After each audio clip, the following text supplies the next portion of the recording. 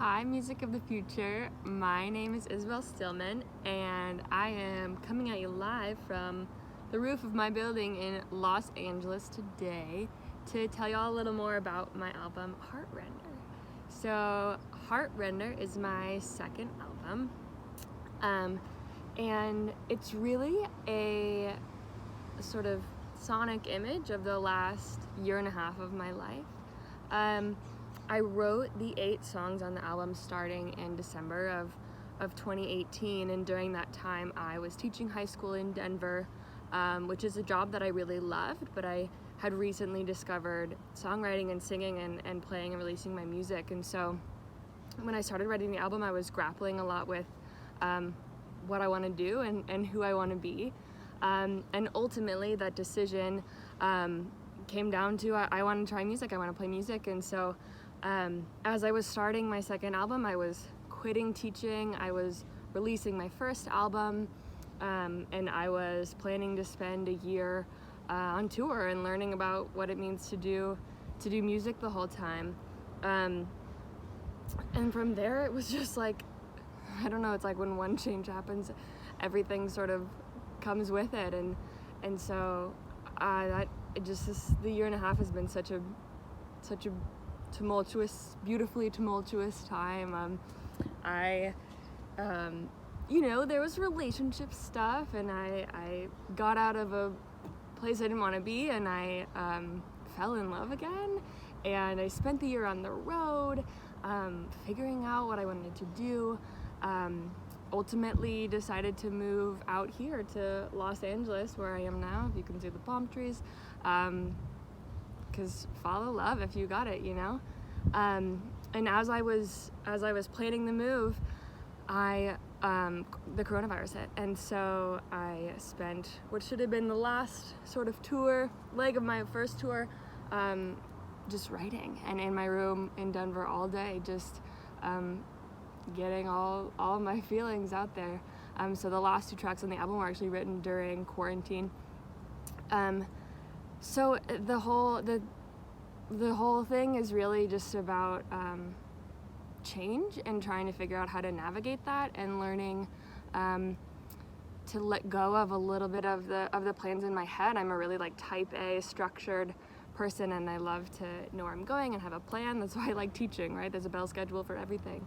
But I realized in my discovery of my love for music and my love for this person who lives here, that actually interacting with the world and putting my heart first is more painful but more beautiful and more real to me. And so a lot of these songs come out of those really raw places of realizing that feeling my way through something and letting my heart just totally meet the world is the makings of a beautiful life, and something that planning with your head can't always get you to. So the 8 songs come out of that, and a lot of them are just raw and honest and the real stuff I was feeling. So that's a little bit about what the album is about. I started recording Heartrender while I was still in Denver, and I was working with my producer Darren Scanson, with whom I worked on my first album, Middle Sister, and we were working at a studio called CCM in Denver, which is just a magical place, and a place that my understanding of music in a lot of ways was really born, and Darren was a great mentor in that process. So we started recording it together, and then when the virus hit, I couldn't go into the studio anymore, so we were doing some remote sessions, sort of finishing up some songs, but I was moving to LA at the same time. So when I got out here, we still had a few songs left to do, and I thought maybe I can't actually make this album the way that I want to because I can't get into a studio right now. And I ultimately was like, you know what, I have these songs, I love them, they are from my deepest heart, and I want to share them. And so I had the sort of crappy mic that I use and GarageBand, without the upgrade, spent no money on it, and I just figured out how to make them by myself in my room here in my brand new apartment.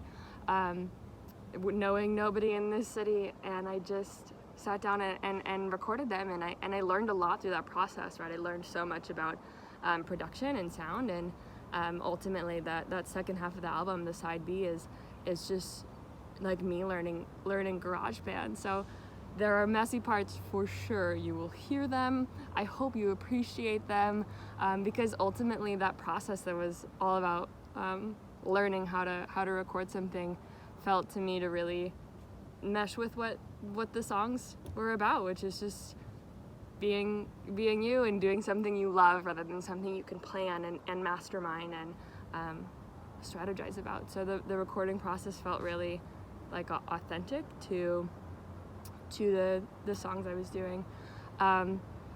So that's my album. It just feels like a bunch of journal entries, diary entries that I like recorded into my MacBook speakers. And I hope you like it. It feels so amazing to be able to share something that vulnerable with people and to trust the audience into whose hands I'm putting it. And I'm really, really grateful to be able to do that. And I hope that the songs on this album and all of their messiness speak right from my heart to yours. So thanks so much.